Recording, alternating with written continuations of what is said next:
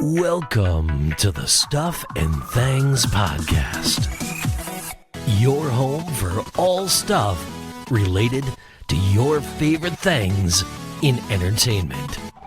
Now, here are your hosts.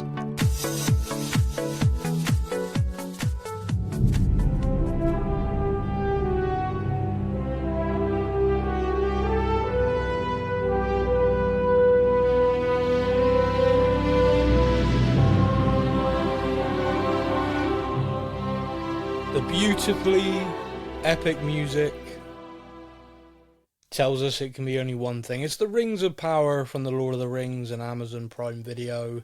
This is the Stuff and Things podcast discussing episode 4 of season 2. I am Sam. Joining me to adventure back to Middle Earth, it's my partner in crime, it's Stefan. Hello there. How we doing? No, that's the wrong one, mate. That's Star Wars. That'll upset people straight away. Right off the bat, straight away into the mire. Straight away, there's the emails. Yep. The fan mail. Yes. Do you know what? Actually, I do want to start this by saying this, and excuse me, I possibly should have mentioned this to you before we started recording. I mentioned to you because just so everyone knows, Stefan's been a bit poorly sick for a little while with sort of like chest and sort of throat issue, and because of that, and because the way we have to record currently, you're basically recording via phone, not like a mic setup, etc. No, not at the moment, unfortunately. Now, what that means is, and I've pointed out to Steph, and Steph's acutely aware of it, that sometimes his breathing's a little bit deeper than usual, and it's being picked up on the recording. Yeah. Now we mentioned it a couple of weeks ago on a show and sort of said, look, apologies. Obviously not feeling too well, a bit stuffy, and a few people since then have decided that this is a new fun game for them. Oh no. Where they are clipping you deep breathing and sending it in with, I wonder what he was doing in this moment. Oh. Some have added sound effects. Oh, amazing. Yeah. So just to be really abundantly clear, he does not find me that exciting.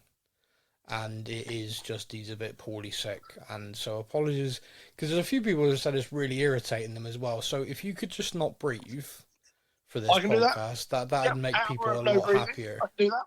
Okay. Yeah, just like, speak and then like... Fair enough. So no more of the... So they don't like that. So okay. You are just now feeding the trolls. That's harsh. It's an interesting thing when people send in something like that, because obviously, like we've said on the show, and perhaps we didn't say it on every show, so perhaps they've listened to one and they're just like, why in the hell is that what guy the heck's up with that guy? Yeah. So, alright, I'll give you the benefit of the doubt, but if you're going to send something in, just be like, hey, can you, like, edit that down or something, because I find it really distracting. Okay, I'm fine with that. Yeah. Suggesting that someone's breathing so annoying that you wish they'd stop would seem to be a little bit harsh. I'm only mildly offended. Yeah, I mean, that would seem like a step, like, here's the line. And it would appear you've kind of just, like, waltzed over it, like, kind of happily. Any chance you can stop that guy from breathing, it's annoying. Yeah, it would appear to be a little bit beyond the normal critique of a podcast. But, so anyway, I am going to say it on this one, just to be abundantly clear. I'm just glad my wife emails in. Yeah, it's nice to hear from her, actually. I don't speak to her enough. So, just absolutely abundantly clear, everyone. He's a bit poorly sick, so apologies, but... deal with it. I'm aware it's been going on for a while. Trust me, I'm aware. And I always like that as well. Not to breathe as much. If you ever had that, like you like catch up with someone like every now and again. Like I've got a couple of like friends from school, and we might like drop each other a message like once a week, or then it becomes like once a month or whatever. Just like, hey, how you doing? Yeah, good. You? Yeah, good. That's it. That's like the extent of the relationship now. And do you ever have someone who's like says to you, "Oh, how you doing?" You're like, "Oh, yeah, not too bad. I'm sort of struggling a bit with like this cold or whatever." And then they catch up with you again, and you say like something similar, like, "Oh, what, still?" And you're like, "What? You don't think I'm not painfully aware that I'm still ill?" It's like, yeah, it's been 6 months. I'm aware. Yeah. Anyway, This is The Rings of Power, Season 2, Episode 4, and the title of the episode was... Eldest. Correct. Now, this is a fun episode because social media has gone absolutely crazy about it. Oh, okay. And I've not read the book, so I have no idea why they're all so excited. It's all about Tom Bombadil. Yes, the social media reaction has been fantastic. Like, so many people, like, so much excitement for this character. And I'm like, I have no idea why everyone's so excited about this old wizard. Like, for one, he's not a wizard, so let's nip that in the bud. That's right it. away. I'm hoping as a fan of books as well, you can now explain to me. Yeah. We'll start the podcast off with you explaining to me why everyone is so excited about this character. Man, like, that is you have. It might as well have been like Frodo just walked on because everyone's lost their mind. And I'm like, I'll tell you what was really quite fun about you asking that question is you are asking the same question that basically fans of the books have been asking ever since they first read the words Tom Bombadil. If you were to Google and just like, oh, someone explains to me who this is, you will find thousands of explanations, but not explanations, theories. You will find, because at no point is it clarified who he is, what he is. He's just the eldest. So it's an interesting thing. Like, I think it's very interesting anyway.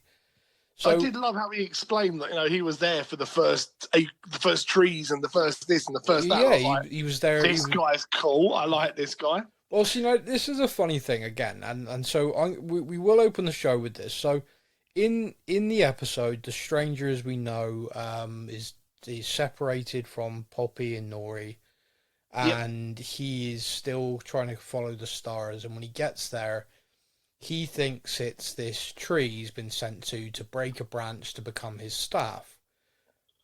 But when he gets there, he finds this... Yeah, and the tree eats him. But he finds this lovely kind of hamlet, peaceful-looking place, and a guy, like, tending his garden, singing, happy as you like, and just very, very laid-back, chill bloke in the whole of Middle-earth.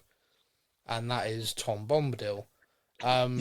And he introduced himself. He's like, what are you? Or who are you? And he's like, I'm Tom. Have you not learned my name yet? I think that line's probably one of the funniest and also straight out of the book, by the way. Oh, nice. Okay. In the book, he's asked consistently because he runs... So in the book, he runs into the hobbits. So Frodo... and it's Merry and Pippin who get eaten by the tree in the book, by the way. So just...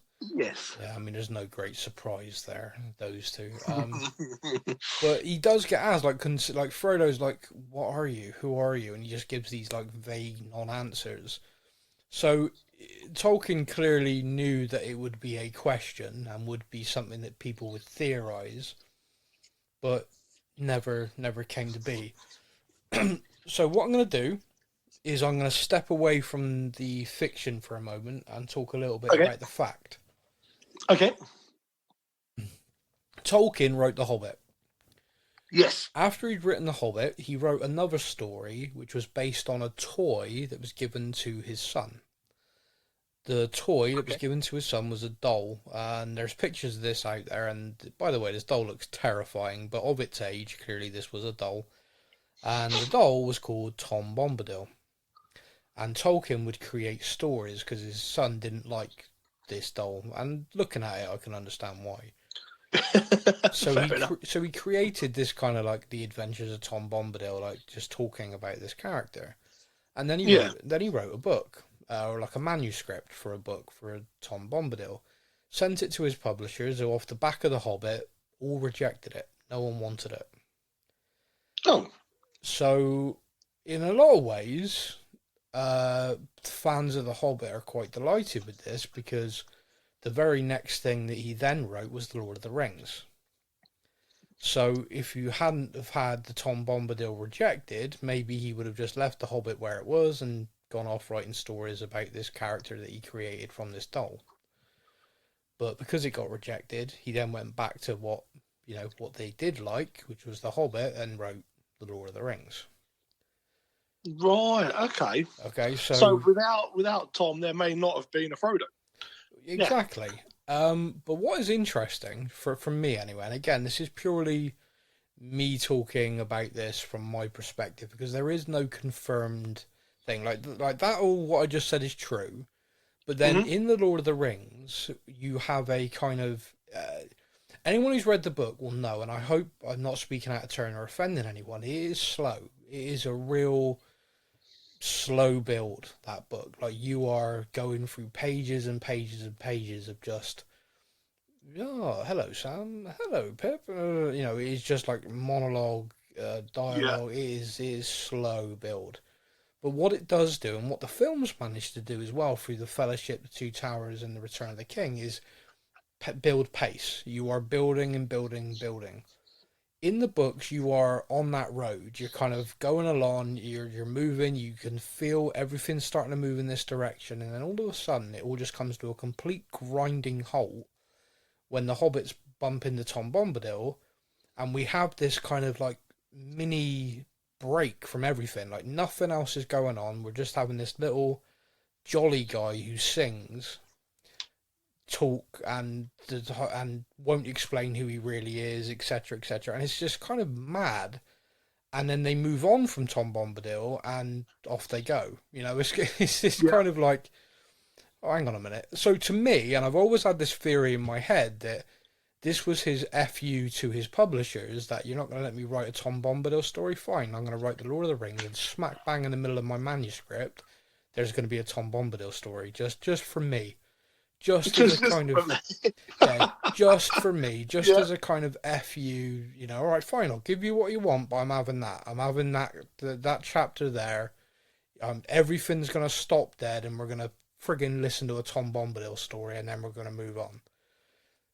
That's always been my thinking. The idea of that. I like the idea of him just being like almost petty enough to go. He said no to the books. That's I'm it. putting a mini one in the middle of this one. Then I think that's where my theory comes from. Is like, I am that petty. So. Oh yeah, I definitely am. Yeah. Yeah. So I think that's where. I mean, I could be completely wrong, but that's just kind of how I feel about that. Now, the Tom Bombadil character is, and everyone's got theories of like, what is he?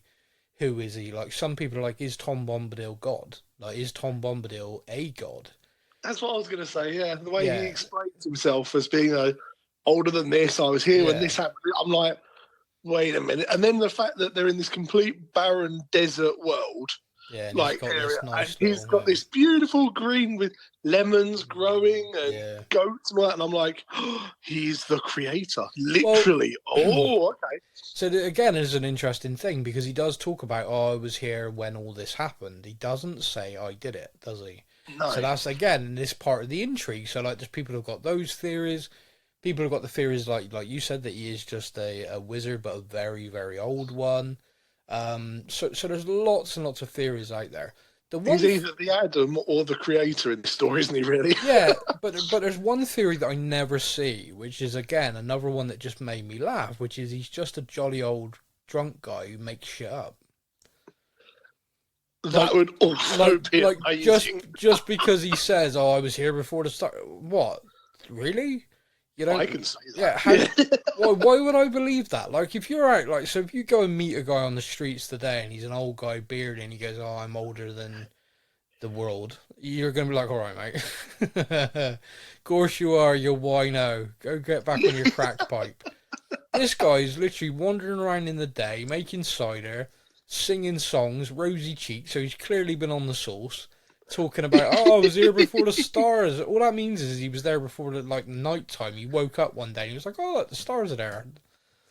So I always I've never seen that theory anywhere. He'd never been awake at night until one day he was awake at night and went, holy crap, what are those? What are they? They're new. Yeah. I've never seen darkness before. He just saw stars in his 20s, and that's it now. He's like, oh, I was here when they were invented. I've always lived in this garden, and like an animal came along. I was like, oh, that's new. So I always that is my favourite theory. Yeah, now. so I never see that. I mean, I'm sure it's out there, but I never see that enough. Like, he's that just he's a just drunk full bloke of discovering stuff. Oh, that's a new flower. I've created it. I will say again, and I will just throw this in there at the end, that due to events in the books and stuff, I think it's pretty clear there is more to him. But I always liked that idea as well. I've not read the books, therefore I'm keeping it. He's just the drunk rambling man. Just a drunk rambling man who who throws stuff out there, and sometimes he's right, sometimes he's wrong. Yeah. But in the show, so we do meet him, and there's a lot of scenes here which are kind of bizarre, and there's a one scene in particular which is bizarre, which is he invites. Oh, I'm going to keep calling him the stranger. When do you think? Yep. Right, here's a side note again. Why do you think they're still calling him the stranger, and we've not moved on to calling him Gandalf? Because the actor says he cannot be Gandalf without it being him. Do you mean like you would? Oh yeah, our theory last week. Yeah. The reason why I'm asking that is because if, for example, the reveal at some point is that that's not Gandalf and that's somebody else, and we've been following this character we don't realise, that'd shock me. Like, okay, you've been basically teasing this the whole time and it's not. All right, fine. I don't think I'll be very happy about it, but I think I'd definitely be shocked. But why have we followed this random character we don't actually know then? Yeah, but and like, why did you keep doing all these Gandalf hints all the time? Like, follow your nose, all this stuff. Why would you do that? So when we get to this kind of point where they do this big reveal, it ain't going to be a big reveal. There isn't one fan watching this who doesn't know who that is. So if they do this like big, my name is dun dun dun Gandalf. Oh my God, we never knew. Like, I remember my name now. Do you really? I may just die of non-surprise. It just So it feels weird that like my name is Gregory. What? Yeah. I mean that'd be amazing, wouldn't it? My name is Jeff the Wizard. Oh, it's a powerful name. What? Yeah. It's a powerful name, Jeff. Go for it. Jeff Bombadil. No, that one's taken. Yeah. So he is the stranger. I'll keep doing it because that's what they want. But we're episode 4, season 2, and we're still calling him that. I find that a bit dumb. I would like him to have just a name, like even if it was just the fact that Nori and Poppy have just given him a name. Like, well, they were trying. We're calling you Dave. Yeah, to be fair, they were. Fitted. Yeah, they were trying like last week, and I mean, they were coming up with some crap though. But I mean, I would like. All right, fine, Bob. Just stick with Bob. Yeah. He is there invited into Tom Bombadil's house and he's having a bath. He's there, he's sort of washing himself, looking around, and he hears Tom Bombadil singing, and then he hears a woman singing. Yes. And he confronts Tom Bombadil, like, oh, did I hear another voice? And Tom's like, you heard my voice. Yeah, the only one here. And he's like, are we here alone? He's like, well, you're here. Aren't you? Yeah, I know. That line in itself is like Tom's just bummed. I mean, that just sums that character like, I mean, you're here. Right. It's just kind of like the drunk man is like, wait, am I seeing you? Are you real? Oh no, not again. Oh man, I've really put the pissed up guy in your head now. That's like that's sticking. Sorry, everyone. He's now questioning his own soberness. Like, wait a minute, are you here? Are here, right? Like, is there like a raccoon in my bath again? I thought it was a person. God damn it! I just washed the damn bed sheets instead of cloaking. Damn it! I love that. So he's like, oh, I've tried to get your robe as clean as possible, but it's filthy. But he kind of denied. Now, in the books, again, he is married to a lady called Goldberry. Goldberry. And that is apparently if you click the little X-ray thingy that Amazon Prime gives you, that is the name of the voice that we hear singing. Ah, man, well done. Okay, so this is one of those funny things, right? I don't think I've ever heard that character name said aloud. I've only ever read it, and I've just realised as I was saying it, I'm like, Goldberry. No, Goldberry. Which is it? I don't know. Goldberry. Yeah. Now I feel kind of dumb. So Goldberry. Yeah. I think we discussed that though. Like when you've only read something, you say it in your head. Trust me, the Harry Potter series. Wow, those names are very different in the movies to what I thought they were in my head. Oh, give me an example. I could never read the word. His uncle, Sirius Black. Yeah. I could never work that out, so I just called him Citrus the entire way through. Citrus Black. I just couldn't work out what. I was quite young reading those books first time round. Yeah. And I just couldn't work out what Sirius would sound like. So I know, fuck it, Citrus. Yeah, I like that. Because Yeah. when the film first came out, oh my god, Sirius! And I'm like, who the fuck is Sirius bloke? Well, Sirius in that is spelt the same way the star Sirius is spelt. That's yeah. So if you'd known that, if you're a nerd like me, you'd have got that. But yeah, no, I just got really confused. you should be proud of yourself. I mean, as you've got Yeah. older, I've dragged you more to the nerd side, but the fact you were saying that wrong, you should take that as quite happy. Yeah. The thing that made me laugh at just very, very quickly on the Harry Potter side of things is Hagrid. So, J.K. Rowling wrote these books in the southwest of England. She hated a town called Dursley, hence the Dursleys and stuff like that. And she gave Hagrid a really thick, basically my accent. So when the films came out, and like you see in Robbie Coltrane, a guy with a very thick Scottish accent doing a Bristolian accent, right? This is real nerd thing here right now, okay? Yeah. It was kind of funny to me, but there's a reason why it was kind of funny to me on a real nerdy level, and that's because the original Darth Vader actor was a man called David Prowse, who was a bodybuilder. He was the guy in the suit from Bristol. And one of the key reasons you couldn't use his voice in the films is because of his thick Bristolian accent. Like, Luke, I am your father, and like and by the way, this original audio is out there. You can find it on YouTube. You're part of the Rebel Alliance and a traitor. Take her away. That's genuinely how it sounds. Now, the funny thing is because the Bristolian accent was so unknown to Americans who worked on the film and everything, they all thought he was Scottish.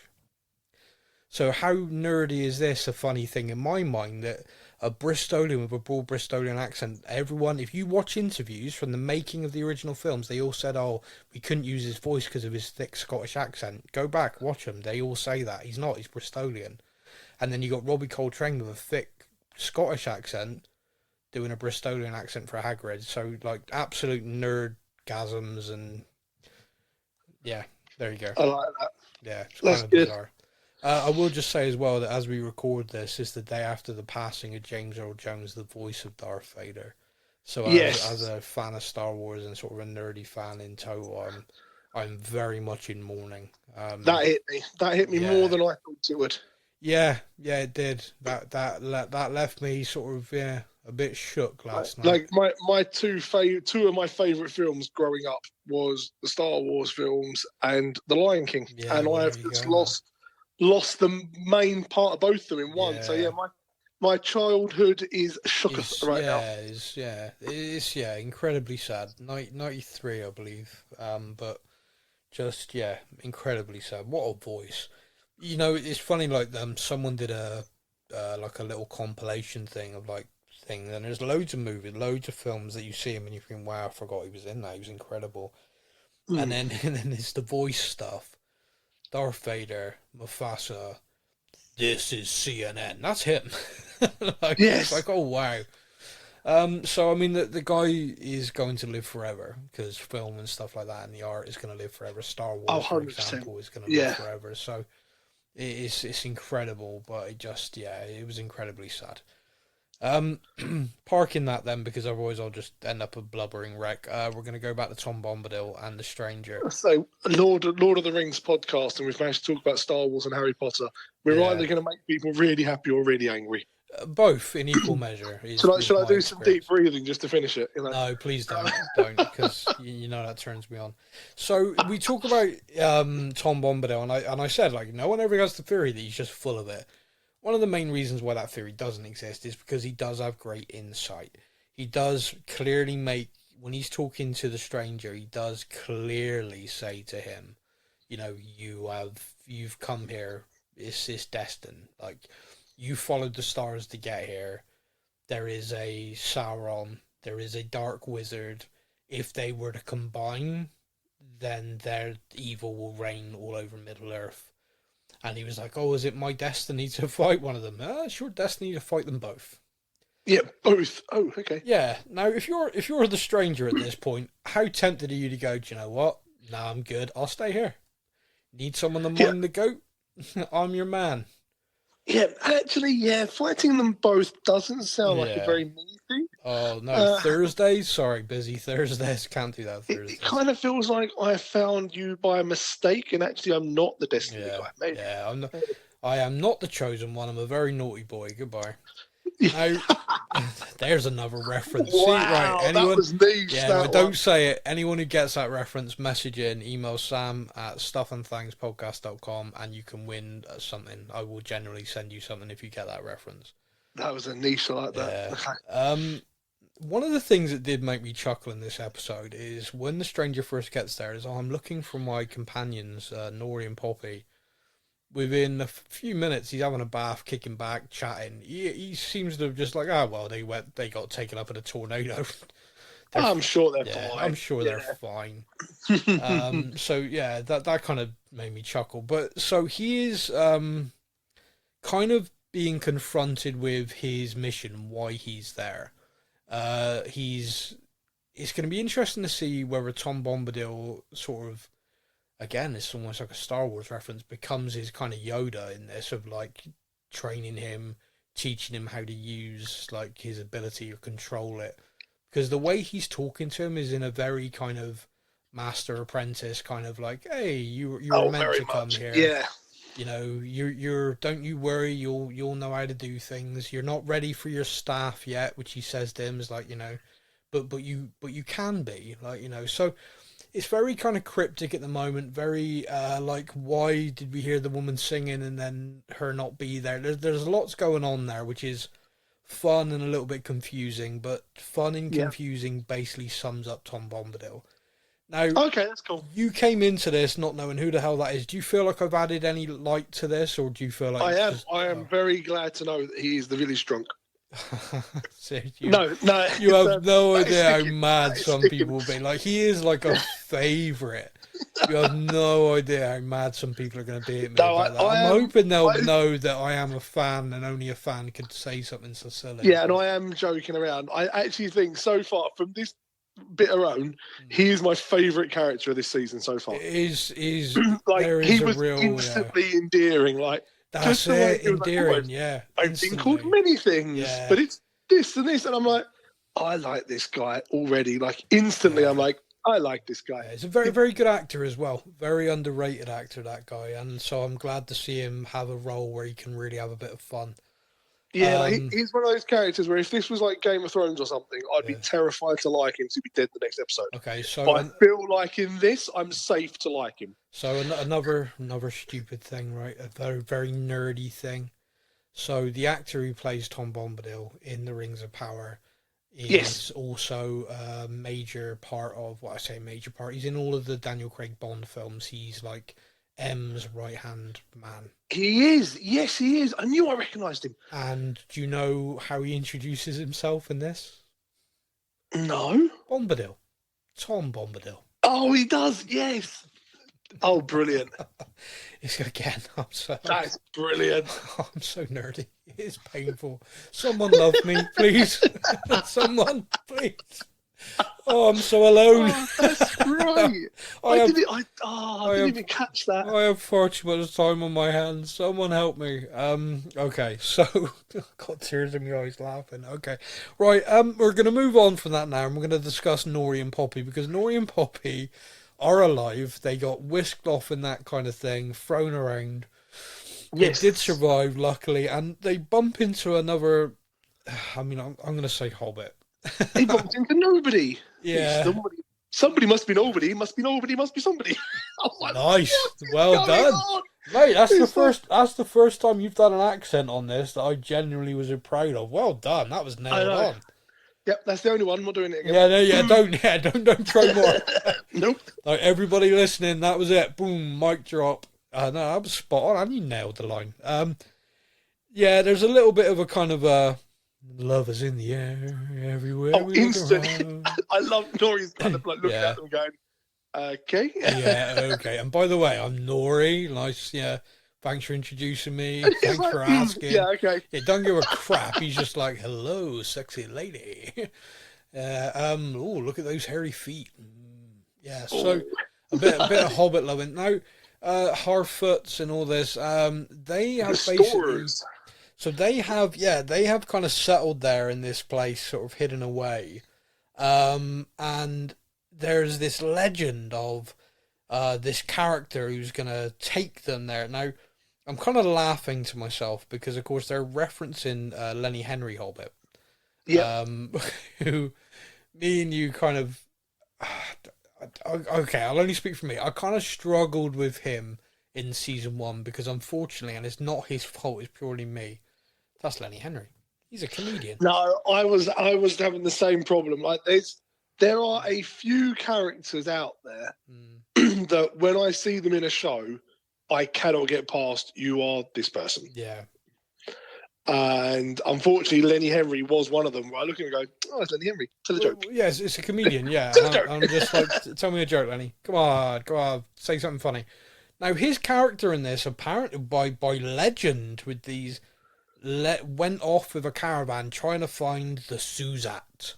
The Suzat's like the promised land where the ground is soft and you can dig a hole to live in like days, not months, because obviously they're building their homes in solid rock. Yeah. The Suzat Elvish translation. Come on, Go on. take a guess. Hobbit. The Shire. Oh, the Shire. Ah, okay. Makes sense. Yeah. I mean, I think if you'd taken a moment there, you could have got that. I would have got that one. Shire. Yeah. So, we're getting that reference here. Now, there's an issue with these masked guys showing up, looking for them, and they say, "We don't know what you're talking about. You know it's just us." Slap them around a bit and sort of say, "Right, when the Dark Wizard shows up, you're all in trouble." No. There's one moment in this, and if you watch carefully, there's one moment where there is an ever so slight error. Ooh, So he swings, obviously, to them, this massive sword gets swung at her. To him, it's just his normal sword. And as he swings it at her, obviously, you can tell this is obviously filmed in 2 different bits, and they've green screened it because of the height difference and everything else. Yeah. She moves just fractionally out of time. Yeah. And her eyes miss the sword as he swings it. Oh, okay. She's just ever so fractionally out. Wow, I missed that completely. And it made me cackle. It's just like, it's one of these, like, you know, they put so much into this show, and it must be so difficult to kind of act some of these scenes with all, like, then, you know, reacting with the sizing difference and all that sort of thing. But yeah, there's just this, it's fractional. But she just fractionally moved. It just seems slightly off where she moves compared to where the sword is, if that makes sense. Do you know what? I'm going to have to watch this scene again. I don't even remember him swinging a sword. I thought he, like, hit her with his gauntlet. No, he hits her with the gauntlet before he leaves. Just before they leave, the other one brings the sword round in front of her. Oh, okay. And yeah, it is just like, it's like half a second. It's just that little fraction off, but it's just enough to make me go, ooh. Just half a second. Oh, cruel. I love that stuff. Cruel man picking on him for half a second. But the thing is, like, they try and keep Nora and Poppy safe and everything. But here's the thing here, right? And this is me being a bit critique here, right? So this is me being a bit grumpy. Okay. Is the point of Nori and Poppy in the whole Rings of Power going to be the Shire? And what I mean by that is the whole point of the Harfoots and all of this story for all of them and all of the screen time they're getting literally to be, you know, the hobbits that live in the Shire, yeah? Well, this is how they got there.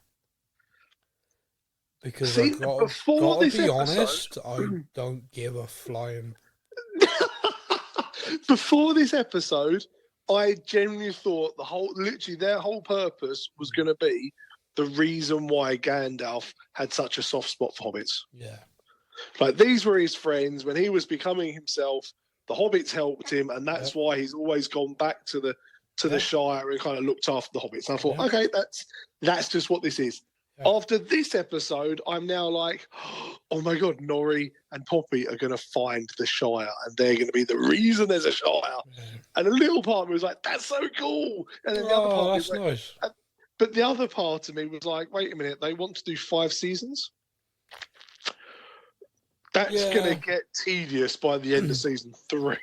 Like, the thing is, when you're doing like storytelling like this and it's kind of prequel, and so everybody knows the destination. Like, if you're watching this, you've read or watched The Lord of the Rings, The Hobbit. Yeah, you're a fan. I don't think anyone's watching The Rings of Power not knowing any of that lore. I could be wrong. So if someone's watching this, like any youngsters, maybe. Like I say, youngsters, like you could have some teenagers or stuff, and this is like their parents getting them into Lord of the Rings. Like, watch this, and then we'll watch. However, it's going to take they're going to be like 30 odd by the time this finishes. Yeah, before they watch potentially. Yeah. So it's kind of it's kind of weird to me that I don't know quite where I'd like. I'm hoping there's going to be more to it, but when you know the destination, like we know the hobbits end up in the Shire, it's always very difficult. Yeah, it's kind of. I'm kind of looking at it, thinking, really. It's like we joke around a lot in the shows we watch about having heavy plot armor. Yeah, like certain characters, we know what's going to happen to them because the plot armor is thick. Yeah, and when you have a prequel show, like that plot armor is even thicker. Like we know certain characters. Certain characters, nothing can happen to them. It's like, why not, dude? Come on, look at where it ends up. Okay, you're right. You are right. We understand traumatic things could happen to them. Yeah, and things like that. Yes, they could suffer. They could be tortured. They could be suffering. They could be emotional damage. However, emotional damage. However, we know that at the end of it, when the final credits go up, they're going to be okay because it's a prequel. You know? Yeah. I mean, that's kind of killed it. We'll end the show here. Everyone's fine. We're going to what happens. Watch Lord of the Rings. Yeah. So moving on from them, we're going to catch up again with Arondir and Estrid and Isildur. Yes. And Arondir basically is on to Estrid straight away. Mate, and nothing's getting past that dude. No, straight away, boom. To be fair, from minute one we met that character, he's been pretty much nailed. He's like a highly trained elven warrior. His senses are on point. Yeah, a lot has ever at any point got past him in any sense, really. He's a badass. And he has got this, because he basically fell in love with a human woman. He has this kind of affinity for Middle-earth. Like when his garrison were leaving and abandoning the area, he has this kind of like, no, I'm tied to this. I want to be a part of this, and I'm gonna fight. So he has quite this strange because for an elf, he's kind of has got this like humanity kind of inside of him. Like, and I think that's something we don't see grief and stuff very much in the elves. No, and whereas him, you can kind of see it's like eating away at him. This kind of promise he made to her before she died, and the grief of her dying and stuff. So we don't see that much in the elves. That's quite a cool. Yeah, a big thank you to everybody for emailing in. By the way, that they did kill her off screen. Someone didn't want to come back. Yeah. Yep. He notices Estrid's mark. He notices the wound where she's tried to burn it away. He shackles her up. Isildur's kind of like, oh my god, I thought I was going to get laid. I mean, oh no, I really liked her. Already after 30 seconds. Yeah, but no, I fell in love when she stabbed me in the leg. Nothing says love quite like a wound. I mean, for me, that was a very kind of strange kind of throw two people together by having her stab him and then have like this weird romance thing blossom out of it. And I'm like, is the dude that lonely? Or speaking on behalf of lonely dudes, I think I'd take a good stabbing in the leg right now. Yeah, no, it's the thing that's kind of interesting in that again is we're watching this with a modern lens to a part of storytelling. Which look, this is Middle Earth. This myth, love at first sight is a thing. Oh, maybe. You know, you get it in the real world. People still claim it's a thing. This is fiction. And in this world of fiction, love is in the air. You know, you had no problem. Yeah, you know, you had no problem with the hobbits falling in love at first sight. So this is fair. This is just a bit of leg stabbing between lovers. Hello, my lover.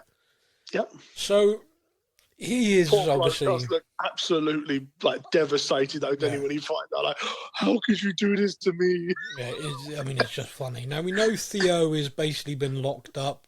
All the fears of who did that was correct. We had a few people email in. It was the Ents.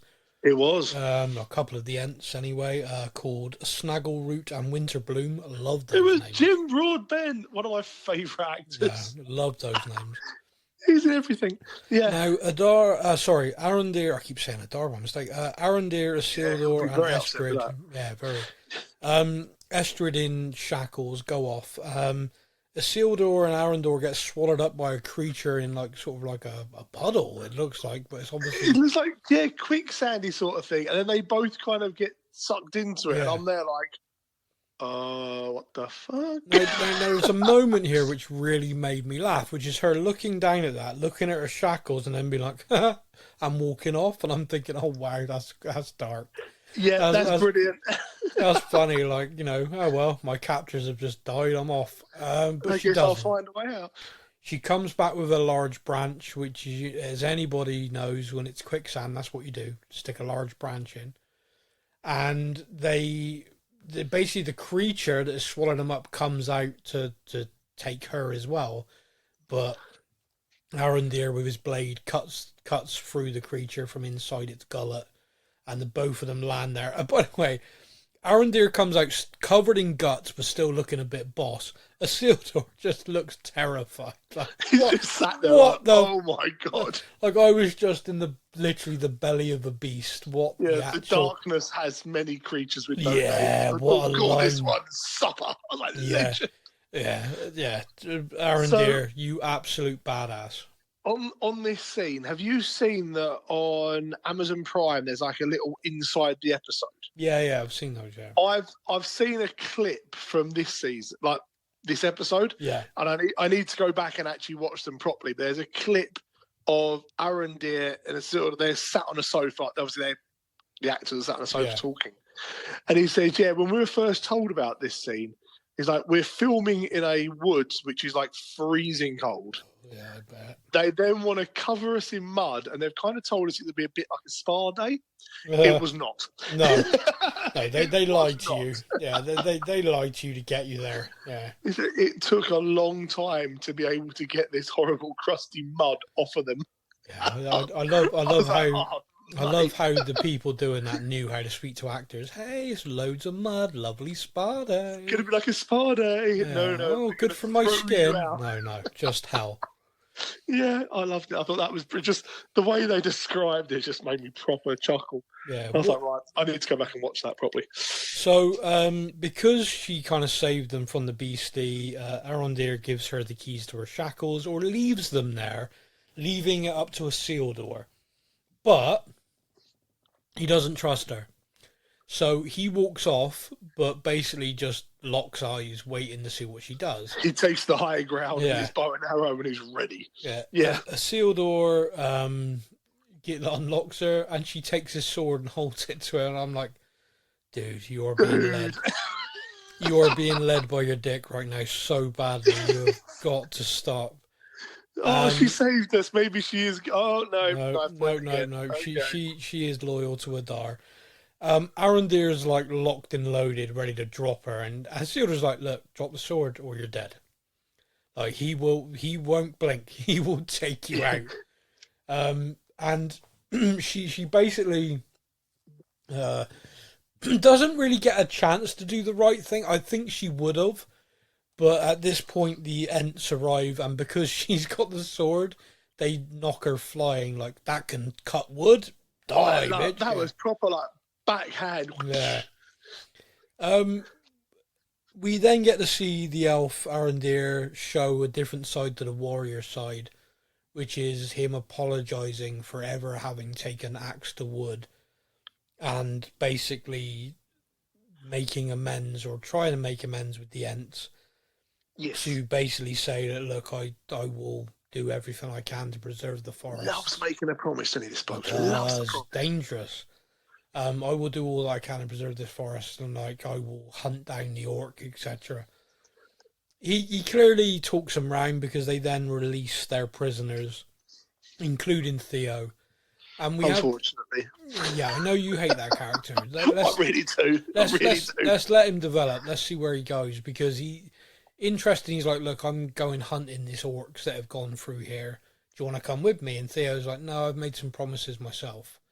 So he's going to become a wildman. And yeah. well, no. So here's the interesting thing. What do you think that is? Because there's two lines of thinking here. One is he's going to be the bridge between these people who basically have been forced into this wildman kind of thing and the people who are settled, and that's his promise that we're going to come together. We're all man, we're all human. Or as he made promises along the lines of, I am Adar.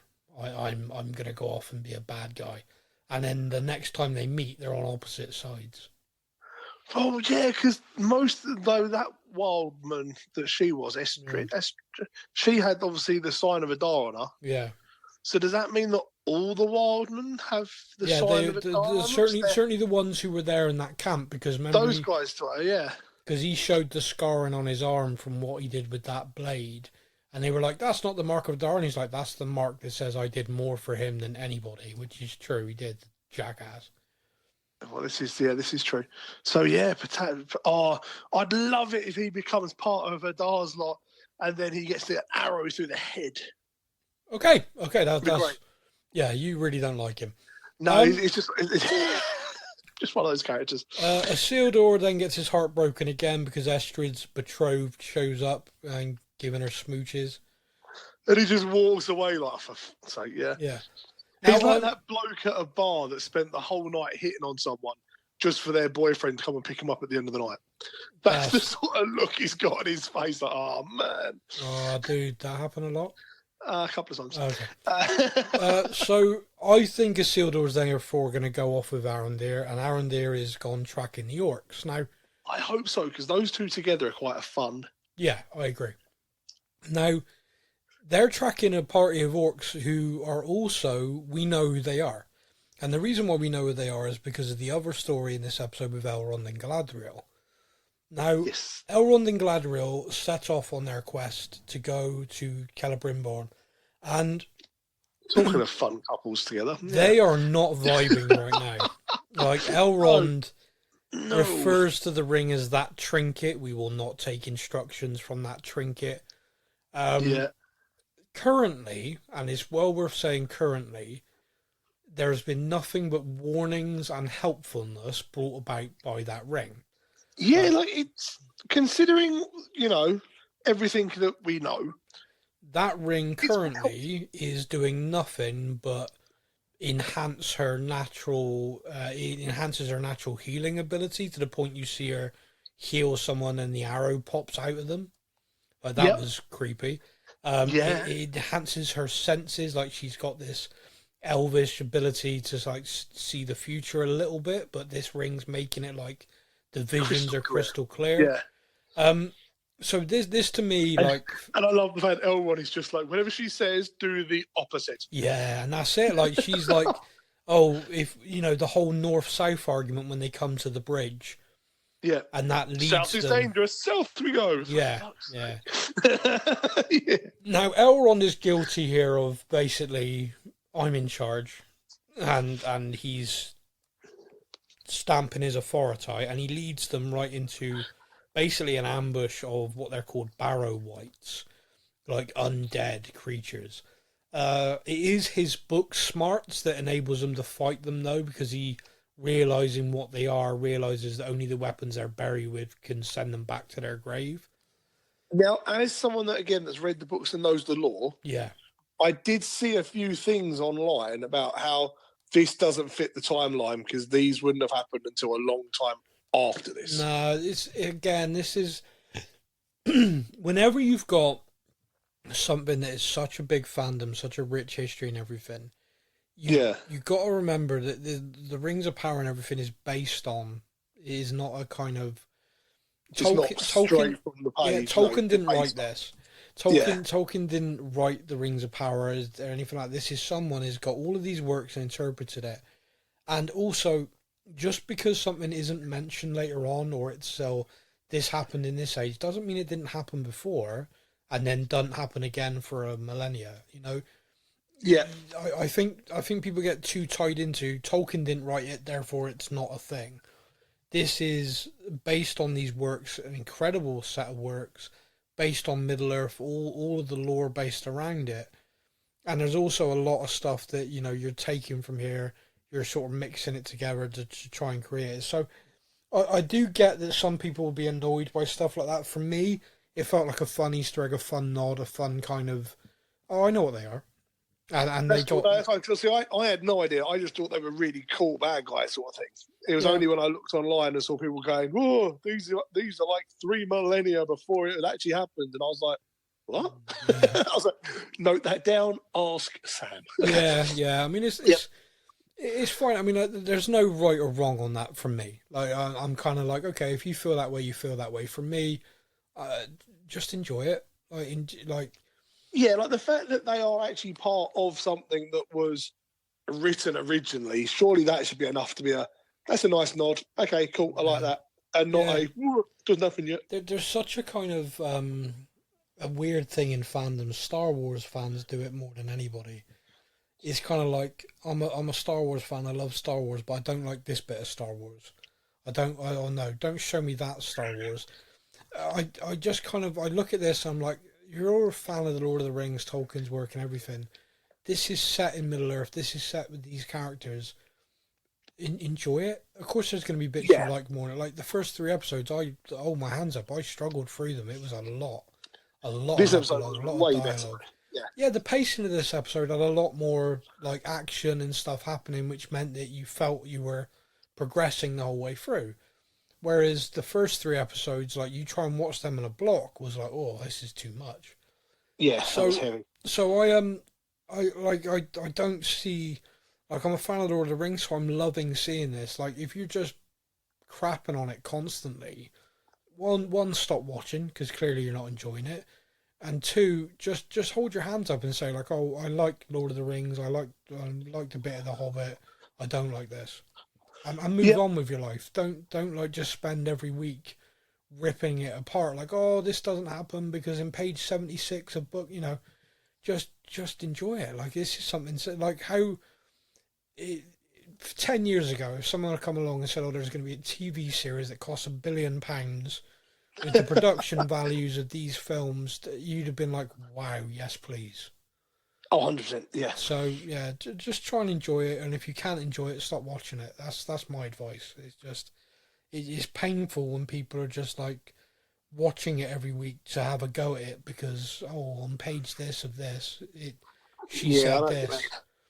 So it's kind of like, just enjoy it. Enjoy it for what it is.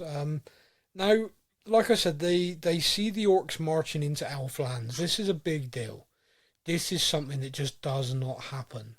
So they are like, holy shit. Now we know from what we've seen that Adar is hunting Sauron. He knows where Sauron is. He's at Celebrimbor. So he is taking his army there to kill Sauron. We know that the person who's told him that is Sauron. Yeah, there's a little bit of a what sort of moment. Yeah. He's been manipulated, Adar, to march his army out, his people, into Elven lands to create a conflict. Now, Elrond, quite rightly, is like, we need to get word back because currently the Elven army is getting ready to get on boats to go to Mordor. There ain't no one there. They are all here in Elven lands. yeah, Mordor's empty. Yeah, there's there a might note. There might be like Jeff the Goblin on guard duty, like, oh my god, the whole elf army's here. But that's about it. So we have that now. We have a moment where like a small patrol party from the main force are firing off arrows at a horse and accidentally hit one of the elves, and because of that, they can smell the blood. They're like, oh, we did hit something. And Galadriel steps up, handing her ring to Elrond. Now, I thought in this scene, this is going to be a big deal. This is going to help them because she took it off of her own accord.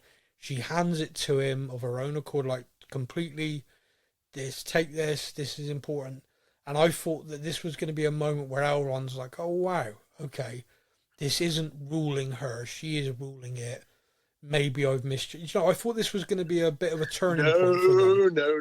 Hell no. She doesn't give a damn about us. Yeah. She just cares about the ring. I was like, oh, you stop, you little sod. Yeah, no, that line, like Galadriel, like one of the elves is like, she sacrificed herself for us. I can't believe it. He's like, no, she didn't. No. She did it for the ring. Yeah. So, oh, okay. He says, no, she didn't. Don't get it wrong. She did it for the ring. So they're off to warn the elves of what's going on. Galadriel, and they are still not friends. No, they are still not good. Considering how long they've been besties, this is a big thing. Like their kind of relationship right now is bad.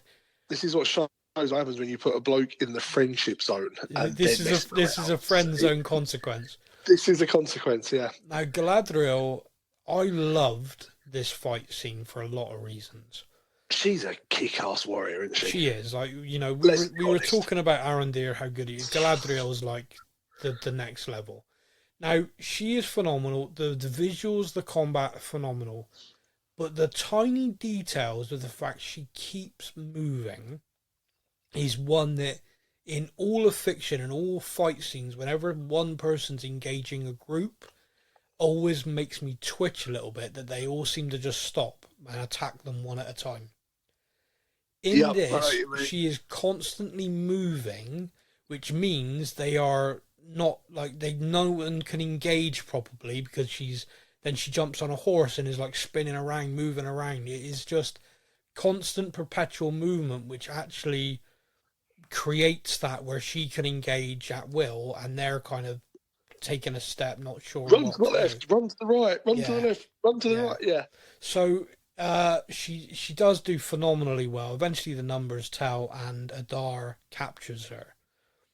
Now, my immediate thought to this, which made me kind of laugh, is Adar's now captured Galadriel. They are both after Sauron. And she knows that Halbrand, like, so from his point of view, he was once captured by Galadriel and Halbrand. He has been told by Halbrand, Galadriel's made a deal with Sauron to destroy you. So he's now captured her, and they're about to have a conversation. And he's like, she's gonna be like, so we both want the same bloke, and he's gonna be like, no, you want to kill me, and she's like, no, eventually. But first, I need to kill someone else first. Yeah, Sauron. So this conversation could be very enlightening and interesting, or it could be the most frustrating scene in history, where he's like, "Oh, you're in league with the evil," and she's like, "I know you're in league with," and I'm gonna be like, "Ah." Someone just you listen. did it. No, you did it. Yeah. No, you did it. Someone just listen to the other person because I'm gonna scream. So I reckon it's gonna go down that line though. Probably, yeah, probably. They're both gonna be angry, having a go at each other. Be like, just someone stop them and make them realise. Yeah, you're just gonna get an orc step up, like, right now, listen, you two. She clearly like doesn't like Sauron. You don't like Sauron. We're on the same team. Now there's an interesting concept. Yeah, I know. Galadriel leading the orcs. Yes, that's not. Oh, yeah, weird. We have a right into battle with these thousands of orcs behind her, and you think her and Elrond have got problems now? Wait until he shows up with the Elven army and she's leading the orcs to battle against Celebrimbor. Yeah. Like, oh, hello.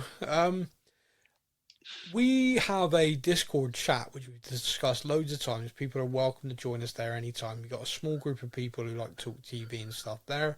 The chat on this show is pretty good on that, I've got to be honest. Yeah, and it's been raised in there that it seems very, very strange that the Rings of Power seem to be giving us orc wives, orc babies, and children, and the orcs seem to want to live in peace. And I'm very. Yeah. I've said this in this little chat thing, and I wanted to raise it on the podcast because I'm very conflicted on this. Part of me kind of understands what they're doing with that, because what they're trying to do with Adar is to say Adar sees the orcs not as this creation of evil, but as a race. And they've got their space in Mordor now, and they're kind of, and his view is, right, we're here, you're over there, you stay there, we'll stay here, and we'll live our lives. And that kind of, that notion is being backed up by us seeing like orc babies and all, and all this kind of stuff, is that they are actually a race. They're not just creatures created for mayhem and destruction. But on the flip side, I feel that the writers of this series are adding a very modern lens to what is in essence good and evil. And what I mean to that is, when Tolkien wrote this, it was very much based on his experiences and stuff in the war. And you, again, in a modern lens, you can look at, good guys, bad guys. But the bad guys, some of them were forced to be there. Some of them did these acts because if they didn't, they'd be killed or they're found. You go into this deep kind of, every villain has an origin story, stuff like that. Now, I will say to this day, Adolf Hitler's pure evil.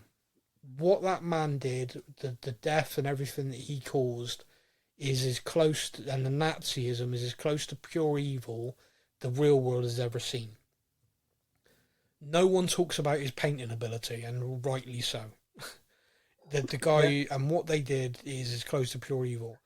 The orcs are like based on are that in Middle Earth. They are evil. They are just they eat and they kill and they maim. They don't have any regard for nature, anything like that. They are a scourge on everything, and they are to be fought. They are the the very first episode of the Rings of Power literally explains it as they are a creation of evil, and the elves fought them, and that's kind of where all this is.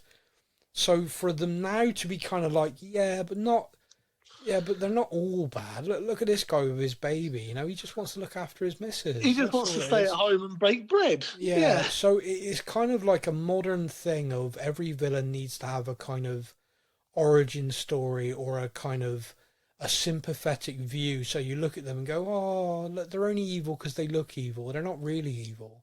Oh, we're all misjudging them because they look baddies. Just because the orcs are ugly doesn't mean they're bad people. It's just like, no. It's not that. So I am conflicted on it because I can understand the storytelling narrative of Adar being very, very different. Like Adar's view is very different to anything we've seen before. He thought he killed Sauron because Sauron was basically, like you said last week, Sauron was all like, many of you will die, but it's a price I'm willing to pay.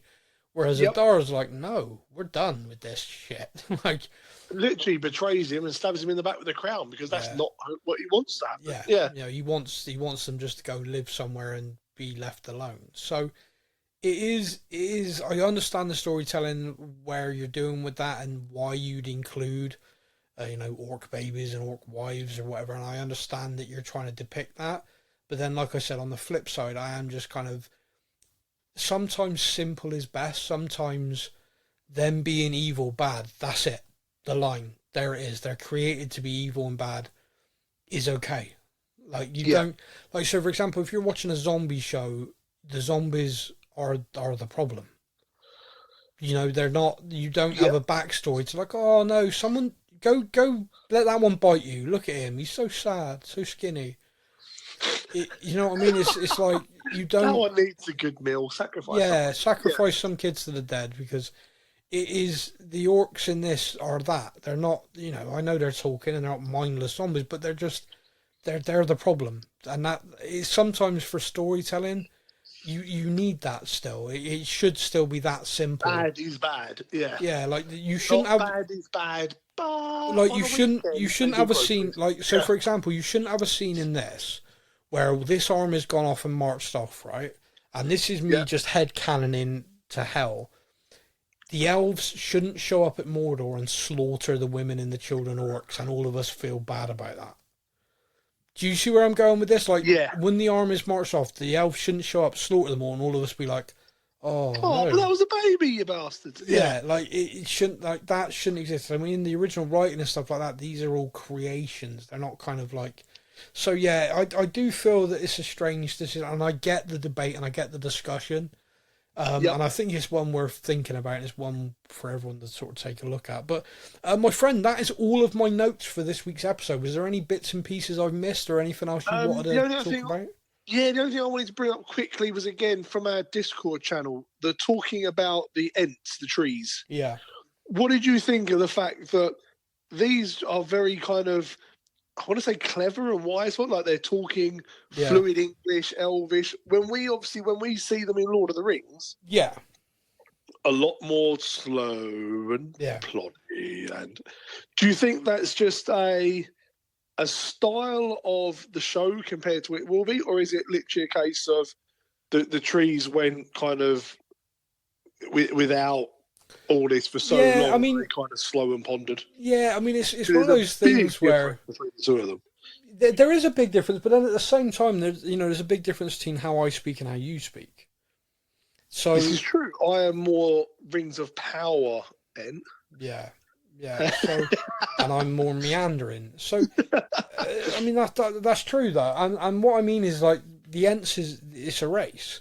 So because in the Lord of the Rings films, the ones who speak, I think we only hear one really or two speak. Yeah, he's very slow, very it takes a lot of words in Entish to get this across. It doesn't mean that others in like a different woods couldn't be like, "Yo, what up, Mary and Pip? How you doing?" It doesn't. Oh my god! It goes in the gangster Ents if they had caught them up. But you know what I'm trying to say is, like, no, because no one in this series questions the difference in speech between Aragorn and Legolas. No one, it's just there's differences. In the real world, there's differences how someone's cadence is, etc., from one person to another. So I think you can overthink stuff like that. That's fair enough. That didn't sort of get to me, and the also difference of going to the pub and going to pub. Yeah, massive. Exactly. Yeah, take your ferret with you. So that is our show. That is episode 4 of the Rings of Power season 2. We are at the halfway point. Seems weird after only 2 podcasts. It is weird that they do 3, so basically drop half a season in one go. But here we are. A big fan of Tom Bombadil. Lovely to see him. Hopefully we'll get to see him a lot more in the next episode to sort of set the stranger on his way, and we'll learn a little bit more about the Dark Wizard as well. Until then, everybody, you will take care. Until next time, speak soon. Thank you for listening to the Stuff and Things podcast. We hope you enjoyed the show. You can find us on Facebook or online. Simply search the Stuff and Things podcast to join in our conversation every week.